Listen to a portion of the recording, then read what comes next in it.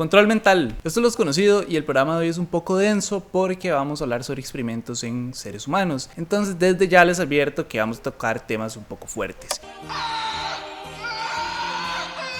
Y es que en este episodio les voy a contar sobre cómo a lo largo de casi 3 décadas los Estados Unidos experimentaron en seres humanos para intentar obtener el control mental de una persona, hacerla cometer un asesinato y para crear un suero de la verdad. Todo esto basándose en los experimentos de los campos de concentración nazis y el temor a la Unión Soviética. Comencemos.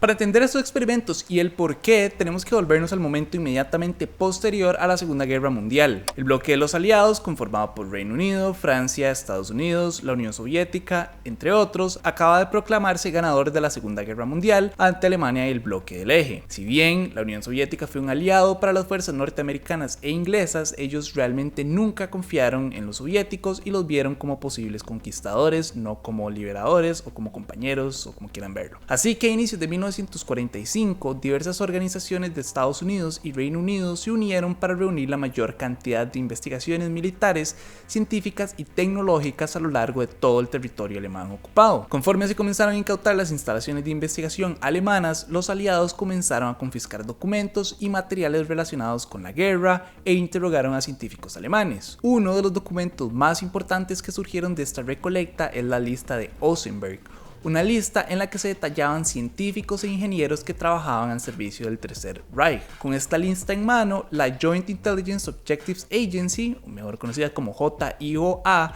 dirigió la operación Paperclip, en la que 1.600 científicos alemanes y sus familias fueron llevadas a los Estados Unidos para trabajar en nombre del país. Ahora, si bien el presidente Harry Truman aprobó la operación, él prohibió que se reclutaran nazis o partidarios del movimiento nazi.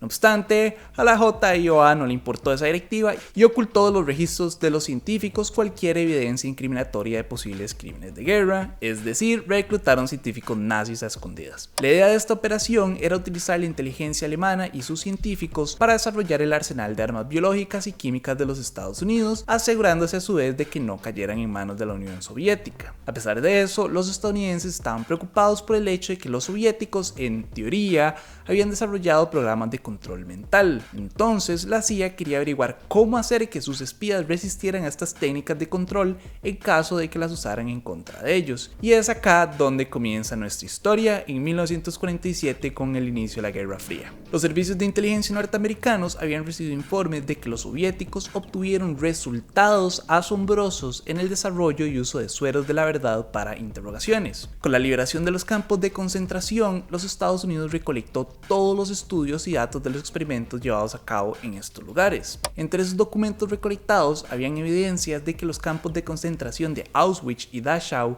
se utilizaron barbitúricos y altas dosis de mescalina, que es una droga que produce efectos alucinógenos, en estudios de lavado de cerebro. Es más, en el campo de Dachau, un médico llamado Plotner usó mescalina para desarrollar nuevas técnicas de interrogatorios. Entonces, con los reportes del suero de la verdad soviéticos y las investigaciones nazis, en otoño de 1947, la Armada de los Estados Unidos inició el proyecto Chatter bajo la dirección del Dr. Charles Savage. El objetivo de esta operación era identificar y probar drogas para interrogatorios y reclutamiento de agentes de inteligencia. Para esta investigación se realizaron experimentos en animales y seres humanos en el Instituto Naval de Bethesda en Maryland. A lo largo de 6 años, el Dr. Savage se basó en las pruebas del campo de concentración de Dachau e introdujo altas dosis de mescalina en pacientes y personas con depresión para producir un suero de la verdad que según él iba a ser eficaz. Como no lo logró, pasó a utilizar LSD en pacientes militares severamente deprimidos, sabiendo que esto iba a tener efectos bastante nocivos en ellos. Con el inicio de la Guerra de Corea en 1950, el proyecto se expandió sustancialmente y se realizaron experimentos en el extranjero. En 1953, con el fin de esta guerra, se clausuró este programa debido a sus pocos éxitos para generar el suero de la verdad y al éxito de otros programas de control mental de la CIA, y estamos hablando específicamente del proyecto Artichoke. Durante la Guerra de Corea, los Estados Unidos quedaron aterrorizados con las técnicas de interrogación usadas por Corea del Norte en los prisioneros estadounidenses.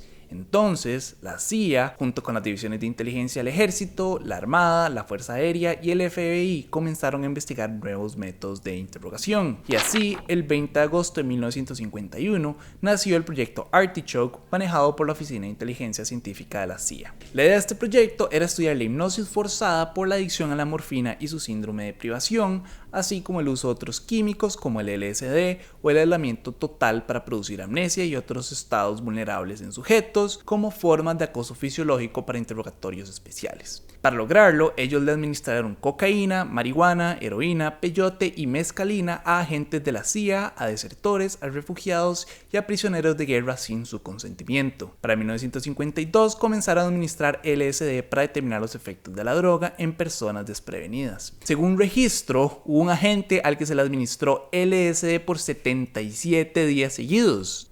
No sé si ustedes entienden lo que es estar tripeando 77 días seguidos en LSD. O sea, entienden como el daño que eso le genera en el cerebro a una persona que ni siquiera sabía que lo estaban drogando. Y si esto no les parece lo suficientemente oscuro, uno de los objetivos de este proyecto era responder si es posible tomar el control de un individuo hasta el punto en el que él cumpla órdenes en contra de su voluntad e incluso en contra de las leyes fundamentales de la naturaleza. En este documento de la CIA con fecha del 22 de enero de 1954 se propone que, y cito, un individuo de ascendencia censurada, de aproximadamente 35 años, bien educado, competente en inglés y bien establecido social y políticamente en el gobierno censurado, sea inducido bajo efectos de Artichoke para realizar un acto involuntariamente de intento de asesinato contra un destacado político censurado o, si es necesario, contra un funcionario estadounidense. Así que, en pocas palabras, los Estados Unidos quería crear un Manchurian Candidate, un agente entrenado para cometer asesinatos en contra de su voluntad. En ese mismo documento se lee que la CIA quería probar esta teoría en un ciudadano extranjero cuyo país de origen está censurado, obviamente, que alguna vez fue un activo de la agencia, pero que se negó a cooperar más con ellos. Y ustedes están preguntando, ¿cómo van a lograrlo? Bueno, voy a citar de nuevo el documento. El acceso al sujeto sería extremadamente limitado, probablemente limitado a una sola reunión social. Debido a que el sujeto es un bebedor empedernido, se propone que el individuo sea drogado de manera encubierta con Artichoke a través de un cóctel alcohólico en una fiesta para inducirlo a realizar el acto de intento de asesinato en algún momento. Todo lo anterior debe lograrse en una reunión social involuntaria e incontrolada. Después de que se lleve a cabo el acto de intento de asesinato, se asume que el sujeto será puesto bajo custodia por el gobierno y por lo tanto dispuesto de él. Así que la idea no era solo obligarlo a asesinar a alguien en contra de su voluntad, sino que también lo iban a dejar a la merced de sus captores para que ellos se deshicieran de él o, en el caso de que lo interrogaran, él no les brindara ninguna información. Pero bueno, al final del documento se concluye que realizar un asesinato hipnotizado probablemente no pueda llevarse a cabo por una serie de razones, entre ellas que el sujeto sería involuntario, que tendrían poco o nulo control físico sobre el sujeto y su custodia, y que para lograrlo habría que limitarse estrictamente a compromisos sociales. Enfatizaron en que si les proporcionaban mayor acceso a los planes operativos y se le daba la orden, el equipo Artichoke abordaría el problema a pesar de las limitaciones operativas. O sea que ellos estaban listos para hacerlo. Esa orden nunca se dio y en 1953 el director de inteligencia central, Richard Helms, le envió un memo al director de la CIA, Allen Dulles, en el que le indicaba que a partir del 13 de abril de 1953, Artichoke se convertiría en el proyecto MKUltra. Y es acá donde entramos a la última parte de nuestra historia. MKUltra fue un programa secreto e ilegal diseñado y ejecutado por la CIA que buscaba identificar y desarrollar nuevas sustancias y procedimientos para utilizarlos en interrogatorios y torturas, todo a partir del control mental. Créanlo o no, si ustedes son seguidores de la cultura pop, ya han visto este proyecto en sus pantallas y fue en esta serie. 11, if you're listening. Holy mother of... El Laboratorio Nacional de Hawkins, en el que se cría Eleven, es una de las instituciones que supuestamente se utilizaron para llevar a cabo el proyecto MKUltra. Ahora, la realidad es más grande que la ficción y no hay evidencias de que existieran demogorgons o dimensiones alternas o niñas con poderes mentales, pero sí hubo actos bastante inhumanos. El primer jefe de este programa fue Sidney Gottlieb, un hombre conocido por liderar la Casa de los Horrores de la CIA y obsesionado por los efectos que tiene el LSD en la mente del ser humano y su posibilidad de lograr el control mental. Su obsesión fue tal que a principios de la década de 1950 hizo los arreglos para que la CIA pagara $240,000 para comprar todo el suministro mundial de LSD. Una vez que tuvo la droga, la introdujo en los Estados Unidos difundiéndola a través de fundaciones falsas falsas en hospitales, clínicas, cárceles y otras instituciones para que ellos llevaran a cabo proyectos de investigación y averiguaran qué era el LSD, cómo reaccionaba la gente y cómo podía usarse como una herramienta para el control mental. De hecho, un dato curioso es que muchas de las obras y libros que se crearon en esa época a base del LSD son culpa de esta persona. De hecho, One Flew Over the Cuckoo's Nest es hija o salió de este proyecto y la gente no sabe eso. De hecho, Ken Kesey, que fue el que escribió One Flew Over the Cuckoo's Nest, participó de este proyecto sin que él se diera cuenta. Él tomó LSD y de ahí fue donde salió la idea para hacer esto. Entonces, un dato curioso nada más. Volviendo al proyecto MK Ultra, ellos tenían 3 objetivos en mente. Primero, elaborar un suero de la verdad que hiciera a los presos decir todo lo que sabían. Segundo, crear un amnésico que hiciera que la gente olvidara lo que había hecho. Y tercero, elaborar una técnica o droga que le permitiera a la CIA obligar a los agentes a llevar a cabo actos como sabotaje o asesinato y que luego olvidaran quién les había ordenado hacerlo o incluso que habían llevado a cabo las acciones. Ahora se van a estar preguntando cuál es la diferencia entre Artichoke y MK Ultra. Y en realidad la principal diferencia es que en este último se utilizaron técnicas más avanzadas y con un presupuesto mayor. Nada más para que se hagan una idea, para 1953 MK Ultra consumía el 6% de los fondos totales de la CIA. Entonces, con estos recursos, Gottlieb y su grupo de investigadores se tomaron la libertad de utilizar todos los medios que fueran necesarios y la nula supervisión que tenían para lograr sus objetivos. Este grupo realizó experimentos en al menos 80 instituciones, de las cuales 44 eran colegios, universidades, hospitales, cárceles y compañías farmacéuticas, y en sus experimentos utilizaron radiación, barbitúricos, anfetaminas, hipnosis, técnicas psiquiátricas, terapia electroconvulsiva, privación sensorial, aislamiento, tortura, abusos sexuales y verbales, lobotomías y por supuesto LSD. Los sujetos de las pruebas eran empleados de la CIA, miembros del servicio militar, médicos, agentes del gobierno, prisioneros de guerra, privados de libertad, indigentes, prostitutas, pacientes con enfermedades mentales y ciudadanos estadounidenses y canadienses. Existían diferentes métodos para reclutar personas, algunos iban por voluntad propia,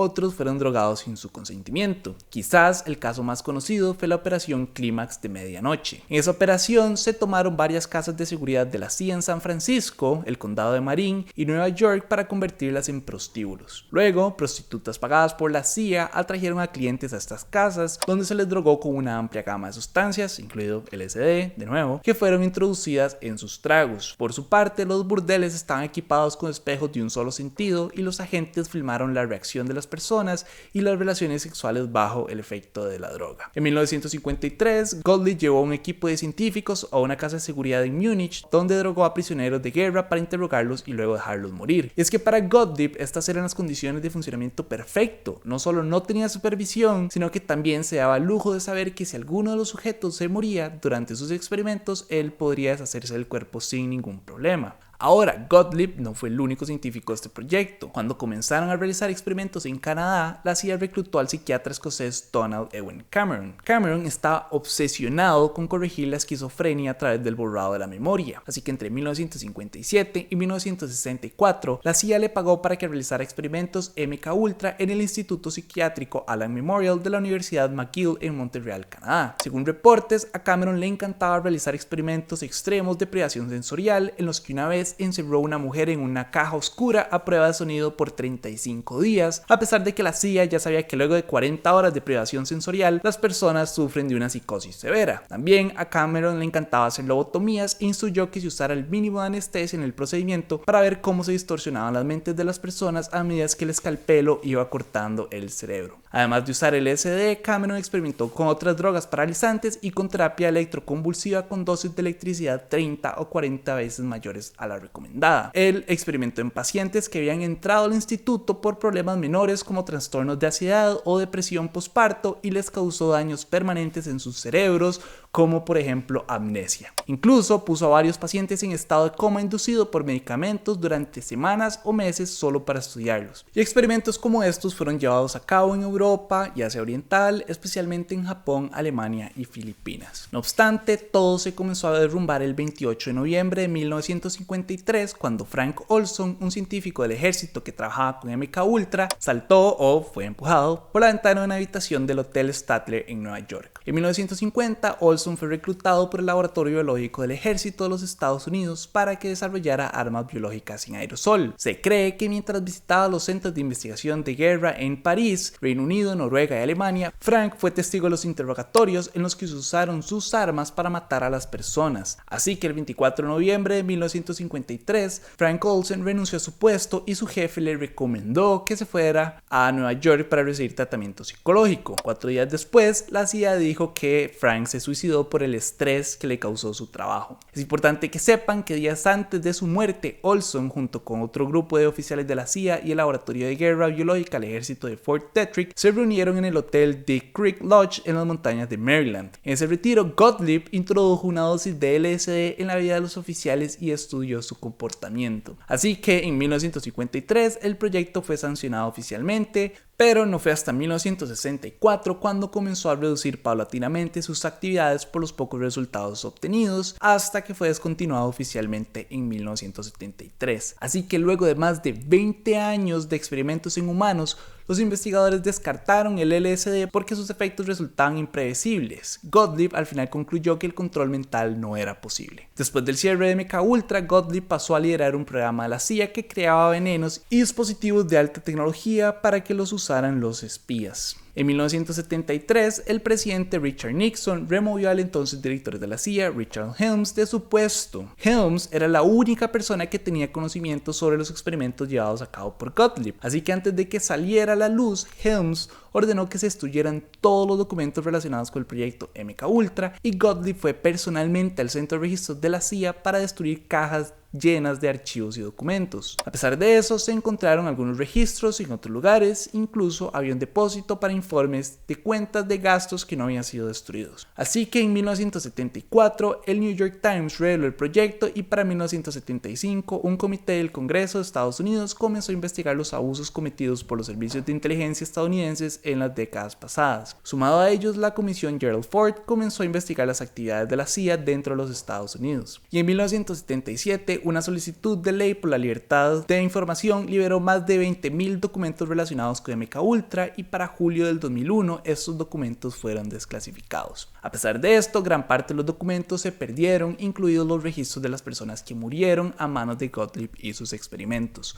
Por su parte, Gottlieb murió pacíficamente en su cama en 1999 como una figura histórica en la ciencia, cuando en realidad era un sadista de mierda. Y quiero cerrar este video con una opinión personal. Hace un tiempo escuché una frase que decía: cuando era niño le tenía miedo a los fantasmas, a medida que crecí me di cuenta que las personas dan más miedo. Y creo que esto calza perfectamente con este tema. No sé ustedes, pero a mí me da terror pensar que MK Ultra realmente nunca estaba destinado a ser descubierto. La idea y todo el sufrimiento de estas personas era enterrarlo en la tierra y que nunca saliera a la luz. Entonces ya nos quedó claro que los experimentos en personas es algo que los gobiernos están dispuestos a realizar para obtener poder. Entonces yo les pregunto a ustedes, ¿dónde está el límite del ser humano en su búsqueda de poder? Pero bueno, eso fue todo por este episodio. Como siempre, gracias por ver este video y por apoyarnos. Los invito a que vean los otros videos de Lo Desconocido y que los compartan. Creo que esa es la mejor manera de ayudarnos a crecer y a que más personas vean este tipo de contenido. En la descripción les voy a dejar un par de links al Black Vault por si quieren sentarse a leer los documentos desclasificados sobre estas operaciones.